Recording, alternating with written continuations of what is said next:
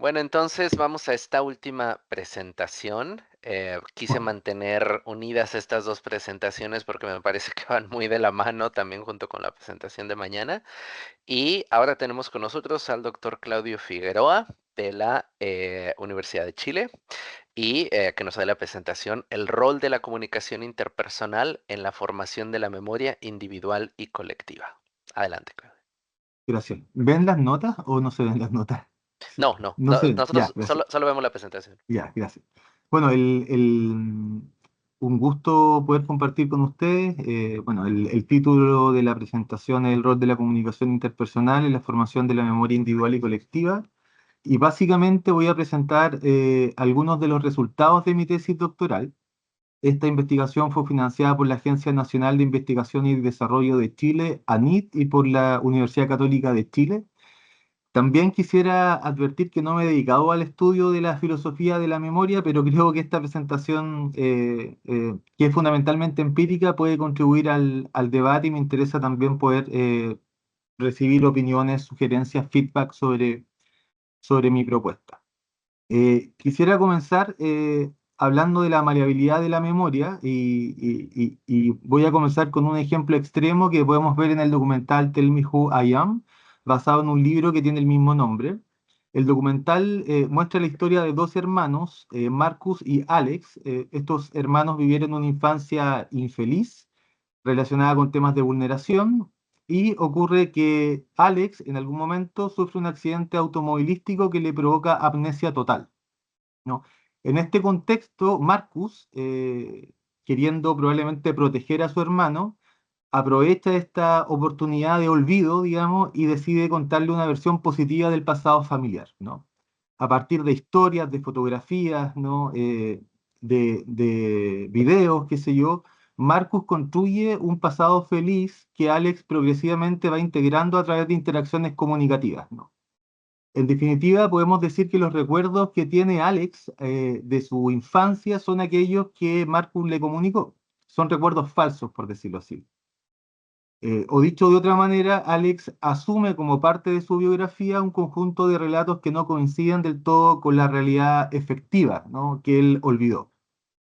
Bueno, esto muestra un ejemplo extremo de maleabilidad, de plasticidad o de docilidad de la memoria, pero lo interesante es que esto no ocurre en casos tan extremos o excepcionales como el de una amnesia total, sino que parece ser parte del funcionamiento natural o habitual de la memoria en seres humanos. Un poco lo que comentaban también en la sesión del día de ayer, me parece, ¿no?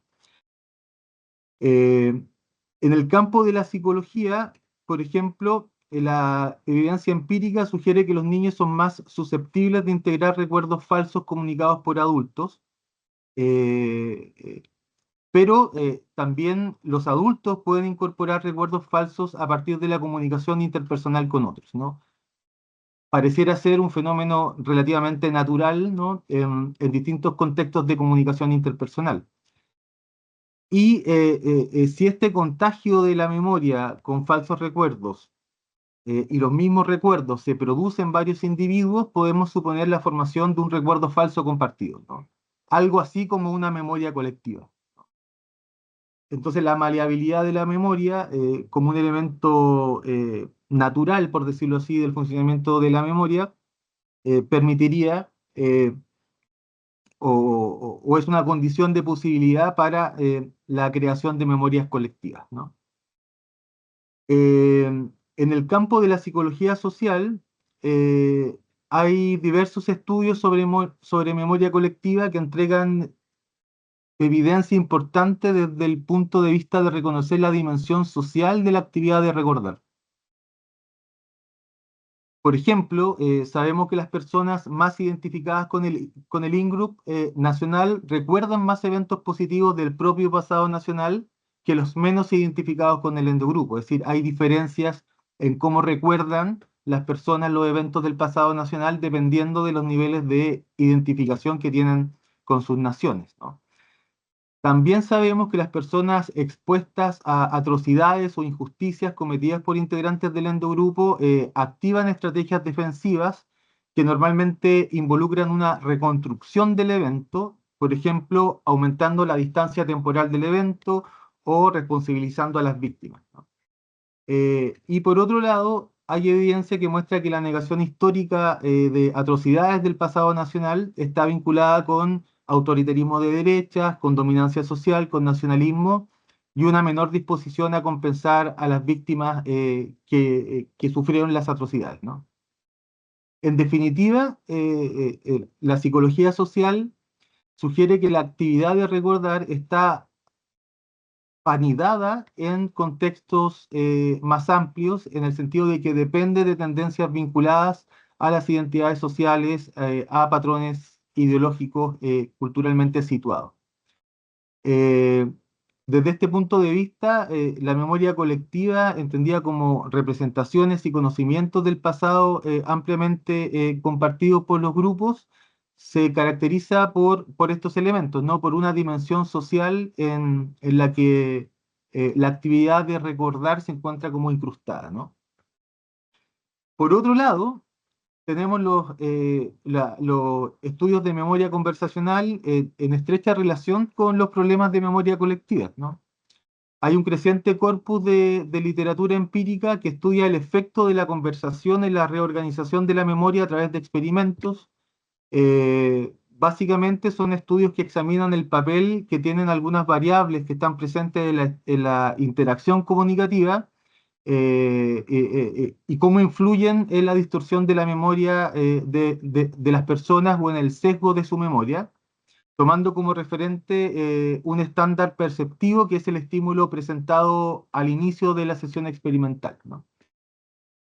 Eh, y también, ¿no? En la medida que varios individuos reorganizan su memoria después de la conversación de manera relativamente similar, se entiende explícita o implícitamente en los autores, digamos, que estos estudios sobre memoria conversacional podrían entregar luces sobre cómo se produce la memoria colectiva a través de la comunicación o sobre cómo un recuerdo individual se hace compartido, ¿no? Y también permitirían comprender algunos de los mecanismos psicológicos involucrados en la producción de memorias compartidas, ya sea de nivel personal o de nivel subpersonal. Hay distintos paradigmas experimentales al respecto, al menos tres son fundamentales: el contagio social de la memoria, el olvido inducido por recuperación socialmente compartida y el paradigma Seeing is Believing, ¿no? Estos son los tres paradigmas que normalmente se sintetizan en la literatura sobre memoria conversacional.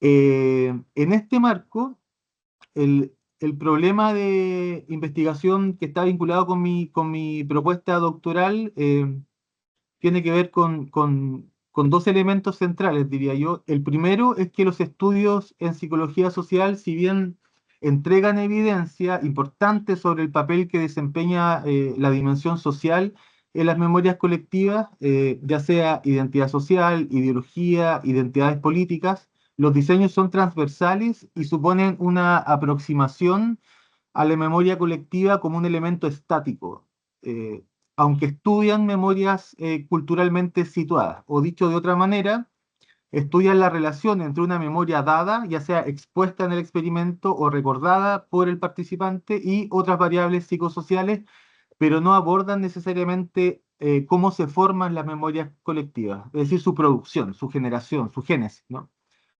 Segundo, la investigación sobre memoria conversacional, si bien estudia factores de la comunicación interpersonal que podrían producir memorias compartidas y han contribuido bastante en ese camino, frecuentemente utilizan materiales o estímulos que no son significativos para las personas, al menos desde el punto de vista de las preocupaciones presentes, digamos, en los estudios de memoria colectiva. Por ejemplo, escenas de una casa, listado de palabras, descripción ambigua de una persona, ¿no? Son estímulos clásicos, digamos, de psicología cognitiva, por decirlo así.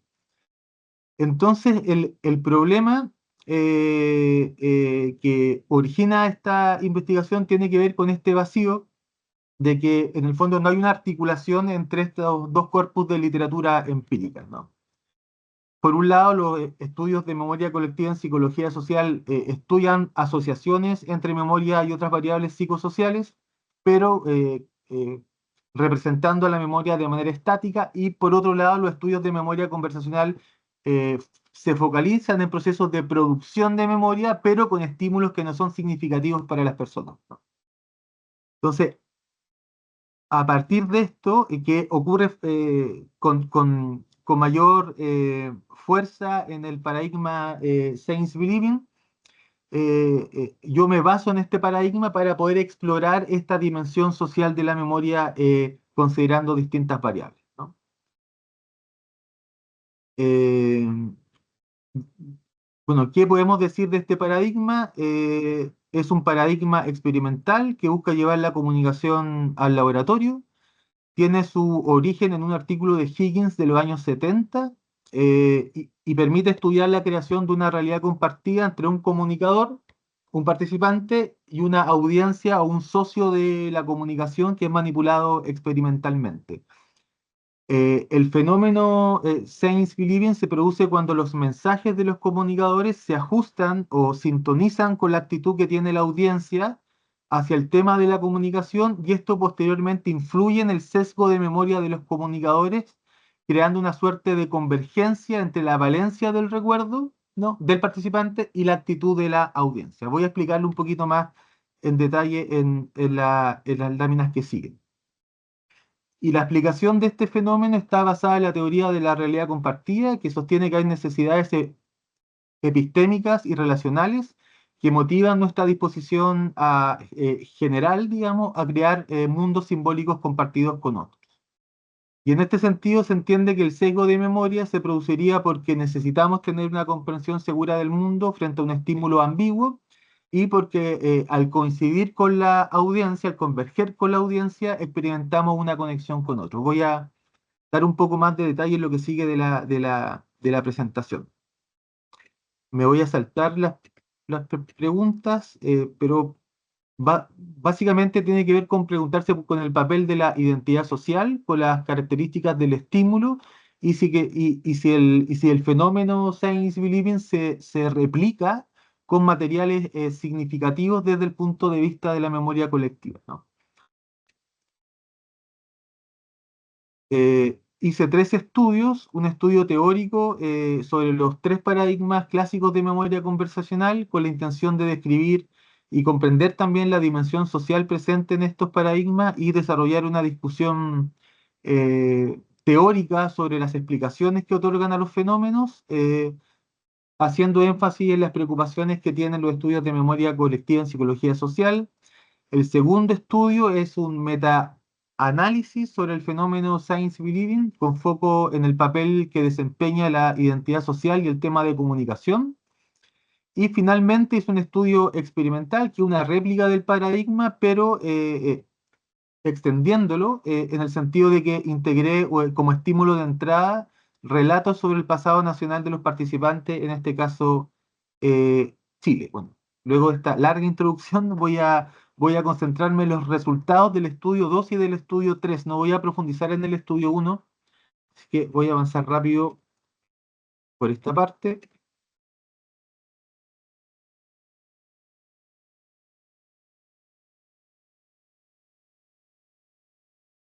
El estudio 2. Perfecto. El estudio 2. Ya. El estudio 2, como dije, es un meta-análisis. Encontré 13 artículos empíricos, de los cuales provienen 27 estudios, que en total tienen alrededor de 50 tamaños del efecto para la variable mensaje y para la variable recuerdo, que son las variables dependientes, sintonización del mensaje y sesgo de memoria. Em, eh, bueno, para comenzar, para poder explicarme mejor, voy a dar cuenta un poco de manera general del paradigma, ¿no? El paradigma experimental tiene cuatro fases. En la primera fase, los participantes son expuestos a un estímulo que normalmente es la descripción ambigua de una persona desconocida para el participante. Esto se transmite a través de audio o de texto, y es ambiguo, es una descripción ambigua en el sentido de que la descripción de esta persona contiene elementos positivos y negativos. Entonces uno podría eventualmente hacerse cualquier idea acerca de la persona. Esto se supone que es lo que activa la necesidad epistémica como de certeza, ¿no? Que genera cierta ambigüedad, entonces uno busca un sentido, ¿no? Se les presenta el estímulo a los participantes, se les instruye a que lean esta descripción de la persona y en la segunda fase se les informa que esto es una tarea de comunicación, que hay una audiencia que es manipulada experimentalmente, normalmente una persona simplemente, tiene un nombre, Juan, Pedrito, qué sé yo, y se les dice que esta audiencia conoce a esta persona descrita o al estímulo y que la audiencia tiene una actitud positiva o negativa hacia la persona o el estímulo, ¿cierto? Entonces ahí se manipula la actitud de la audiencia, positiva o negativa. Luego se instruye a los participantes a que envíen un texto con una descripción propia acerca del estímulo o persona, ¿cierto? Y que se le envíen a la audiencia porque la tarea de la audiencia supuestamente es adivinar a qué persona corresponde esta descripción entre un conjunto de personas que la audiencia conoce. Esta es como la cáscara del experimento, digamos. Luego de eso, en la fase 3, los participantes efectivamente elaboran el mensaje y se lo envían a la audiencia, generalmente por computadora. Y antes de la fase final, hay una prueba de ejercicios matemáticos para fomentar el decaimiento de la memoria de corto plazo, ¿no? Esto lo hacen entre la fase 3 y la fase 4. Y en la fase 4 hay una prueba de recuerdo libre en donde se les pide a los participantes que recuerden todo acerca de la descripción de la persona que fue presentada al inicio del experimento. Es decir, se les pide que recuerden todo acerca del estímulo. Y esta es la prueba final de memoria. ¿Qué dicen los estudios? ¿Qué muestran los estudios? Que los participantes que se comunicaron con una audiencia que tenía una actitud negativa presentan mensajes con valencias, perdón, que los que se comunicaron con una audiencia que tiene una actitud positiva, presentan mensajes con valencias más positivas y también recuerdos con valencias más positivas, es decir, escriben mensajes y recuerdan a la persona de manera más positiva. Y por su parte, los participantes que se comunicaron con audiencias de actitud negativa presentan mensajes y recuerdos de la persona más negativos, ¿no? Entonces, hay un ajuste, por decirlo así, una sintonización del mensaje y del recuerdo con la actitud de la audiencia, ¿no? Ya eso se le llama crear una realidad compartida con el otro de la comunicación, con Alter, con el socio de comunicación.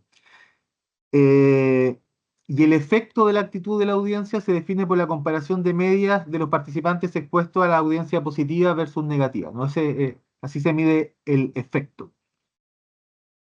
Algunos estudios generalmente incorporan un grupo de control, que es un grupo que no elaboró ni envió mensajes a la audiencia, es decir, un grupo que podríamos llamar sin comunicación, y lo que se observa es que en este caso no hay diferencias de medias en el sesgo de memoria, ¿no? Es decir, no se ajusta la memoria a la actitud de la audiencia, ¿no? Bueno, ¿qué muestra esto en definitiva? Que el sesgo de memoria solo se produce si los participantes comunican mensajes sintonizados con la audiencia, ¿no? Esto supone que el recuerdo es generado en el proceso de interacción comunicativa, ¿no? De fondo, la tesis tal vez más sustantiva que está de fondo es que el recuerdo emerge de la interacción, ¿no? Es un producto, ¿no?, de la interacción comunicativa. Ahora sí vamos con los resultados, ¿no? En un metaanálisis con efectos aleatorios, encontramos que en general hay un efecto significativo de la actitud de la audiencia, tanto en la sintonización del mensaje como en el sesgo de memoria.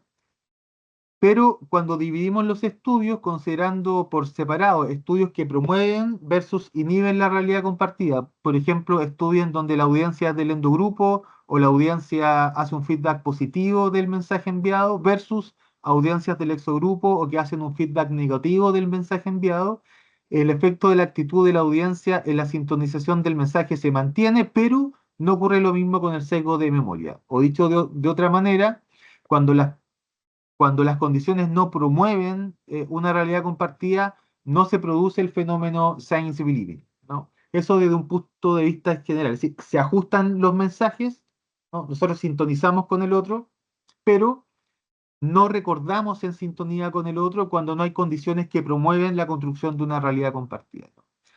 Ahí están, digamos, las estadísticas, ¿no? Si se veían ahí sin realidad compartida, no tiene un valor significativo del tamaño del efecto medio de los estudios. Creo que son 27 estudios. Luego hicimos tres análisis de subgrupos, uno con realidad compartida como moderador, el otro con identidad social como, de la audiencia como moderador y el tercero con el tema de comunicación como moderador. Encontramos un resultado consistente con el análisis anterior para realidad compartida como moderador. Ocurre básicamente lo mismo con análisis de subgrupos.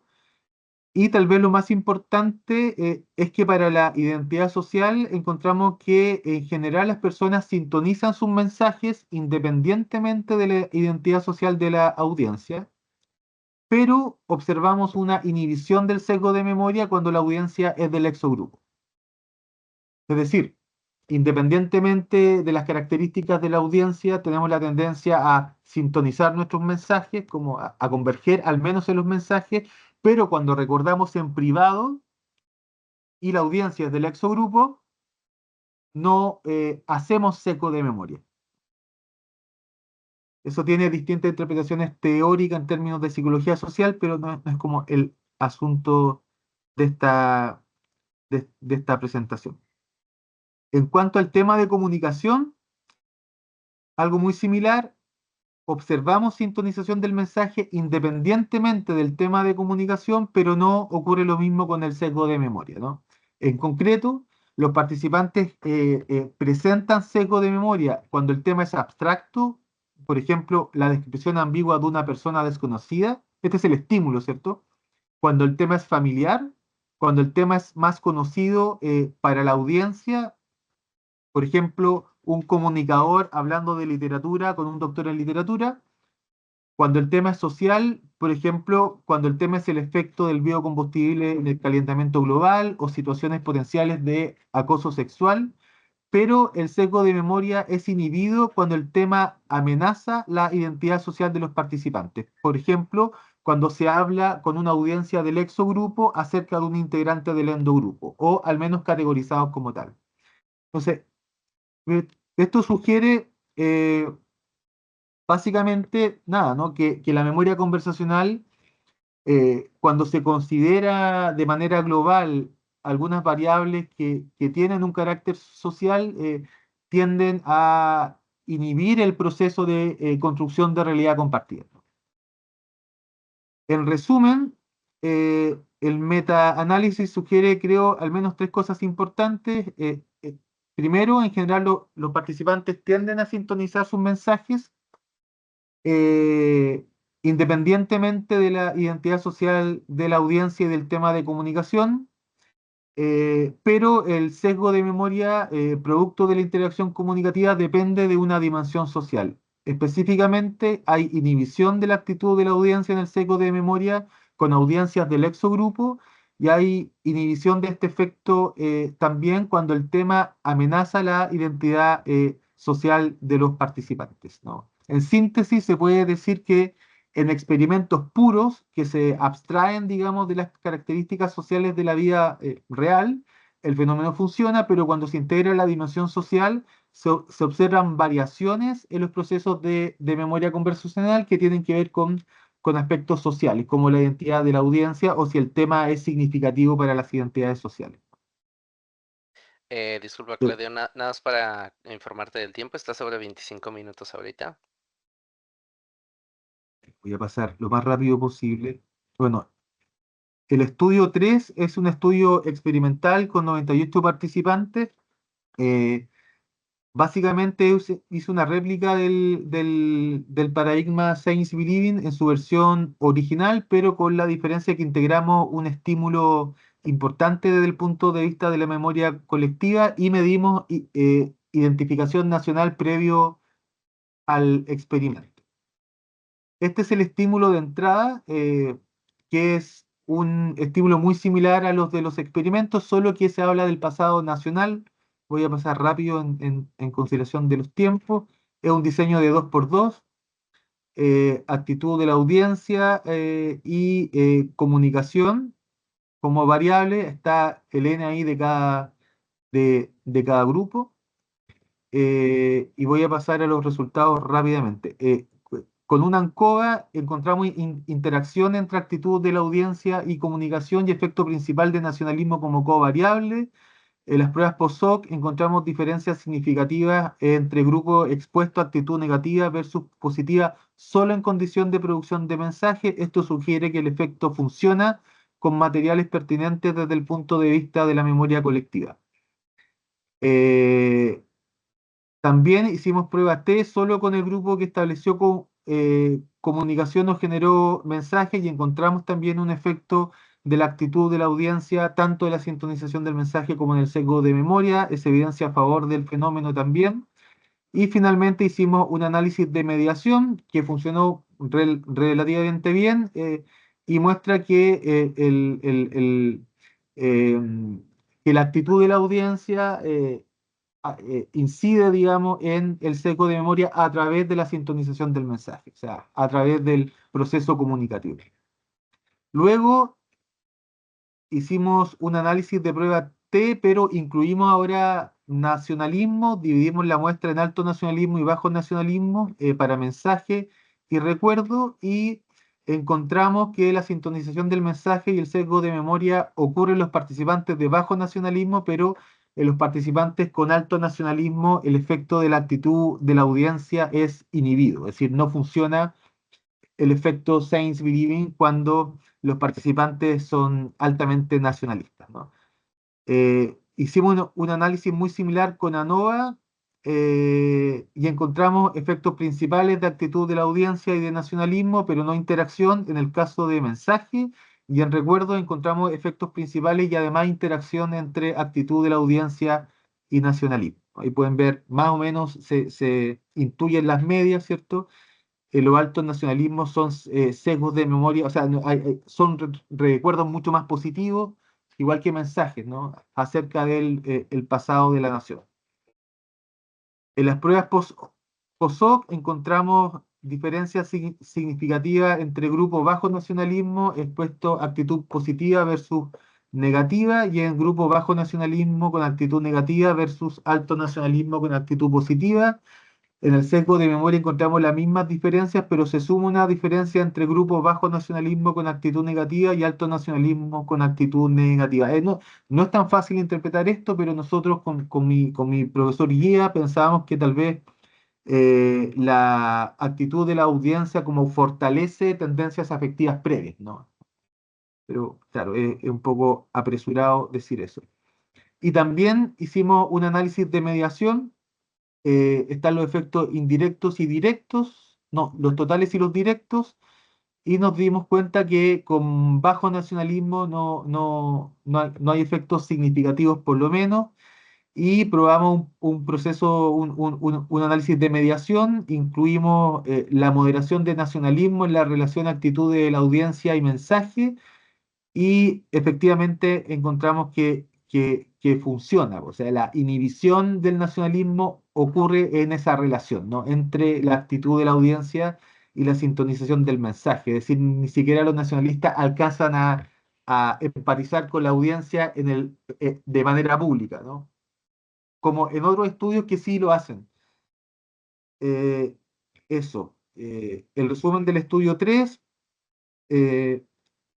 Algunos puntos que me parecen importantes, es decir, encontramos evidencia general del efecto de la actitud en mensaje y en recuerdo, pero al incluir nacionalismo como una medida conceptualizada desde el punto de vista de la identidad social, se observa una inhibición del efecto Science Believing.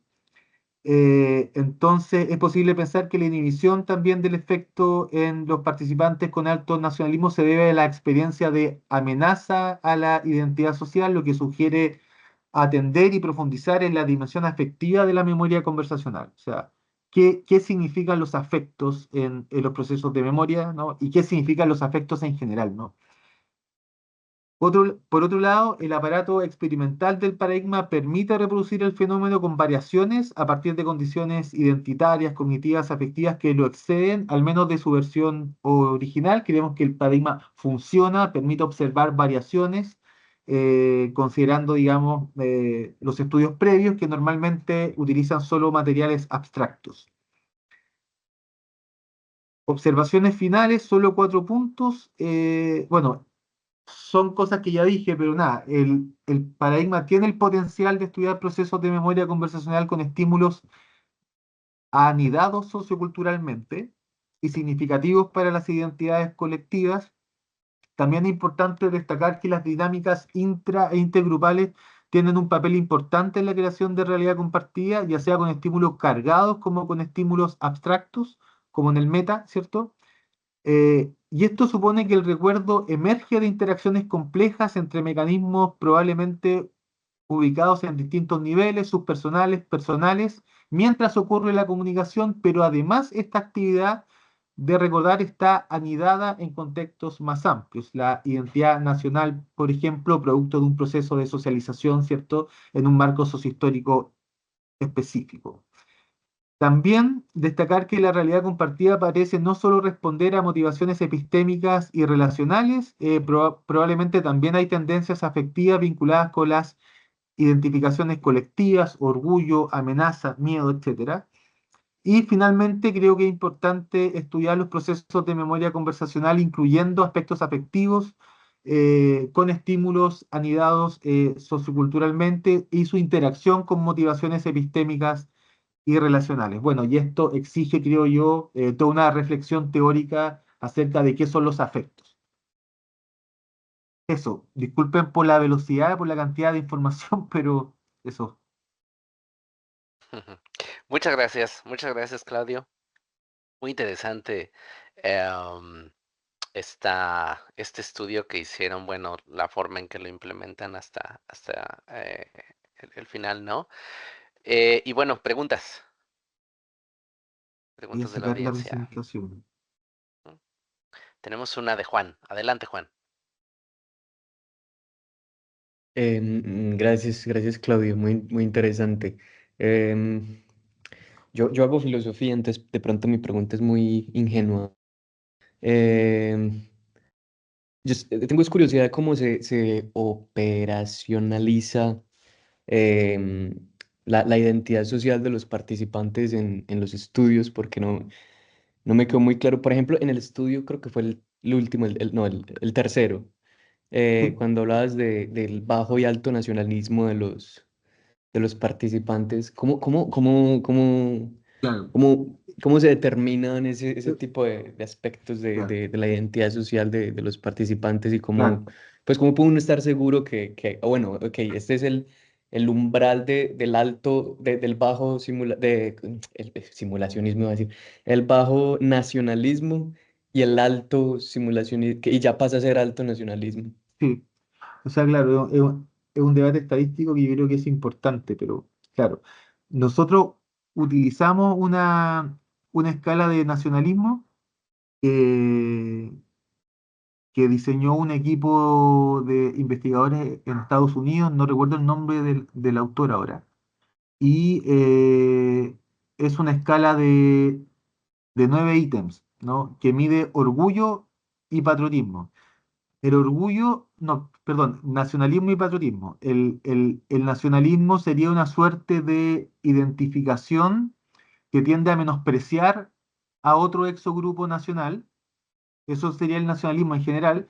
Y el patriotismo sería un orgullo por la propia nación, pero que reconoce una perspectiva crítica, o sea, que es capaz de criticar, digamos, eh, las cosas que se hacen mal en el país. Esta escala fue adaptada por un colega que es Vargas Salfate, que ahora está trabajando creo que en Estados Unidos, y él hizo la adaptación en Perú y en Chile de esta escala, y yo tomé 3 ítems, ¿no? Que se les pregunta, digamos, sé, po, ¿usted cree que su nación es superior a las otras o cree que en su país las cosas se hacen mejor que en otras naciones, qué sé yo?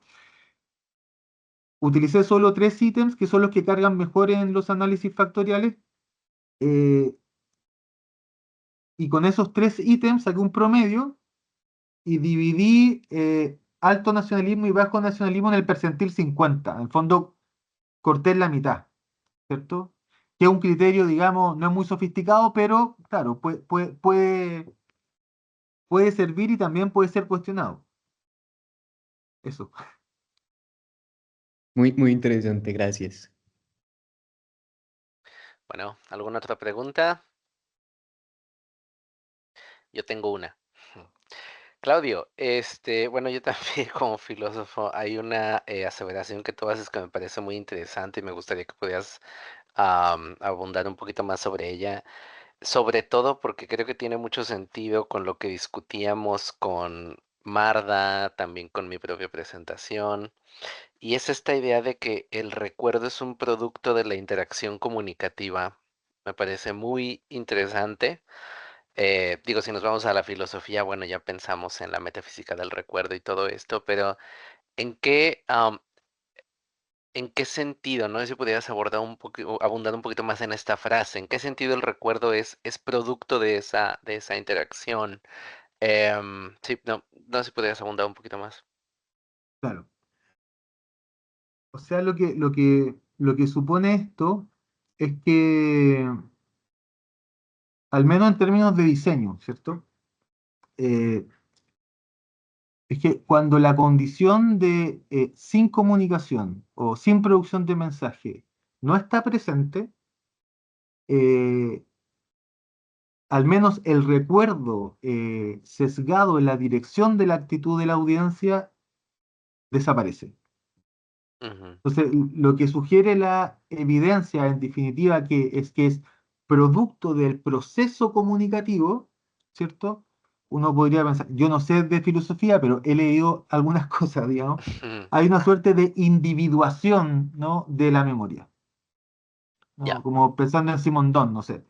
Hay un proceso de individuación, ¿cierto? A partir de cierta interacción comunicativa que también tiene ciertas características, pues. No es cualquier interacción comunicativa, o sea, hay ciertas condiciones, ¿no?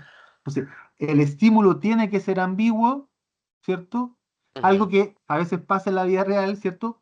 La audiencia debe suponer un conocimiento sobre el tema, aunque sea mínimo, ¿cierto?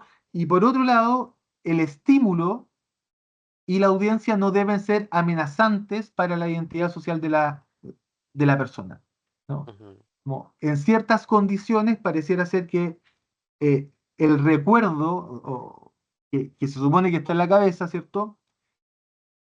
Emerge a partir de la interacción. O sea, es ujú, un poco, o sea, yo lo veo que tal vez está un poco vinculado con la teoría de Mead, ¿no? Con Vygotsky también, ¿no? Que es lo interpsicológico lo que produce algo, lo intrapsicológico, ¿no? ujú. O sea, de alguna forma, la comunicación permite que la experiencia adquiera significancia. Que adquiera significancia y el deseo también de que eso ocurra, Ya. Ujú, o el interés. Porque en el fondo, la teoría de la realidad compartida supone dos cosas, que está la necesidad de conexión con otros, ¿cierto? Es decir, de sentirnos como en un mundo simbólico compartido, porque si no, nos genera inseguridad ontológica, uno podría pensar, ¿no? ujú, Una inseguridad ontológica. Certeza y conexión. Por, por lo tanto, son esas motivaciones las que desde la perspectiva del paradigma Science Believing son fuerzas que nos exigen construir un recuerdo compartido con un socio de comunicación, ¿no? Y eso se da en la comunicación, ¿no?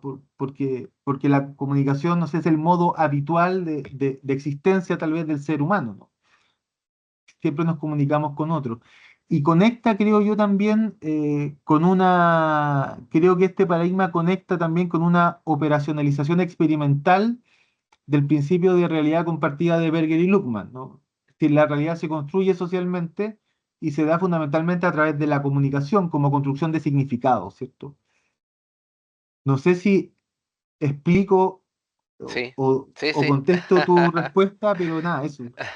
Sí, no, sobre todo gracias por los citas varias fuentes, varias cosas que me parecería importante revisar. Gracias por eso también. Y bueno, vamos con Marda. Tiene una pregunta. Hola, Claudia, muchas gracias.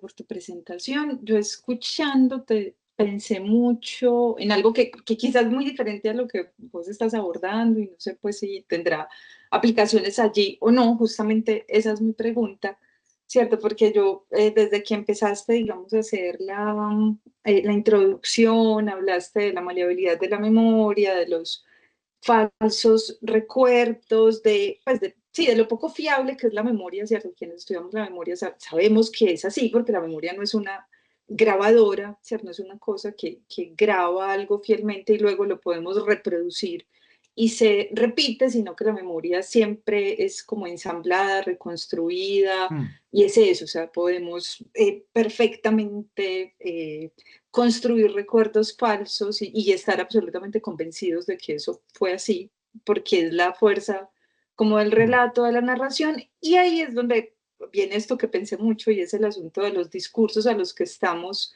expuestos, ¿cierto? O sea, digamos que a mí me ha interesado mucho desde el punto de vista de la psicología social, eh, es eso, o sea, cuál es la fuerza, el poder que tienen los discursos a los que estamos expuestos continuamente, así no sea de manera interpersonal, en nuestra subjetividad, nuestras creencias, nuestros valores, nuestras actitudes. Y a partir, digamos, como de los estudios que mostraste, me preguntaba si de pronto estos hallazgos a los que llegaste tendrían eventualmente como aplicaciones relacionadas con eso, con el tipo de discursos a los que los ciudadanos están expuestos si se quiere promover cierta actitud, por ejemplo, que sea desde lo que le respondías a Juan, más patriótica que nacionalista, por ejemplo, ¿cierto? O para cuestionar y asumir unas posturas más críticas frente a ciertas realidades nacionales o para promover sensibilidades y empatías, aunque no fuera desde una interacción tan cercana, ¿cierto? Como la de la comunicación interpersonal, sino más desde el punto de vista de unos discursos que circulen masivamente y en esa medida a la que muchos ciudadanos estén expuestos y empiecen a hablar acerca de eso, por ejemplo, a través de campañas. Eso es, no sé si tiene sentido un poco, pero fue O sea, sí, algo en sí, lo que estuve claro. Sí, pensando escuchándote. de hecho, sí, o sea, yo creo que tiene un potencial aplicado en comunicación política. Y ya hay estudios en esta línea y en otras líneas, sobre todo los estudios sobre olvido inducido por recuperación socialmente compartida, han, tienen un par de estudios como en esa línea, ¿no? De comunicación política de masa. Y me parece que sí, porque que yo creo que el camino eh, que es posible tomar y que yo creo que puede generar contribuciones, digamos, a la cohesión social, a la democracia, etcétera, es ese, ¿no? Cómo promover una mirada más crítica acerca del pasado nacional y de nuestro presente también.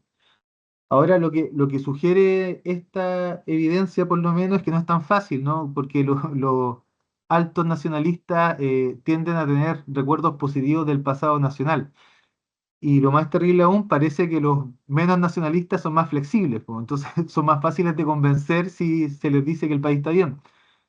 Eh, y ahí yo creo que hay un desafío. Y hay una línea, y habría que considerar también qué se hace para que el relato acerca del pasado nacional, que asume una perspectiva crítica, ¿no? Como desde el punto de vista de construir un futuro mejor, sea convincente o sea persuasivo para los grupos más nacionalistas o quizás más conservadores, pues. Y ahí yo creo que hay un desafío. Y ese desafío yo creo que involucra primero pensar qué categorización social es la que permite que ese mensaje influya en la memoria, ¿no? En el recuerdo, en crear una realidad compartida, ¿cierto? Sí, qué variaciones permiten eso? ¿Qué combinaciones de categorías permiten eso? Y ahí toda la literatura de las identidades sociales sugieren muchas veces que múltiples categorizaciones en un comunicador pueden ser favorables para impactar, digamos, en distintos grupos de la sociedad. Y por otro lado, yo creo que hay un desafío también respecto al mensaje mismo.